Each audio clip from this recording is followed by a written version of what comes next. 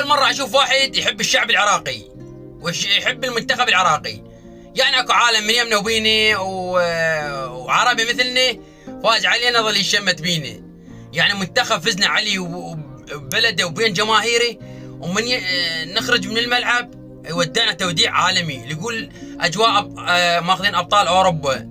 يعني جماهير عالميه، ثقافه رياضيه، روح رياضيه عاليه. لو احنا فايزين علينا والله العظيم يجوز ما نودعهم اي توديع. يعني ايش اقول لك، الوصف ما تقدر توصف هيك اجواء عالميه من الثقافه اللي عندهم. وهذا الشعب المسالم شعب اندونيسي، ونشكر كل واحد.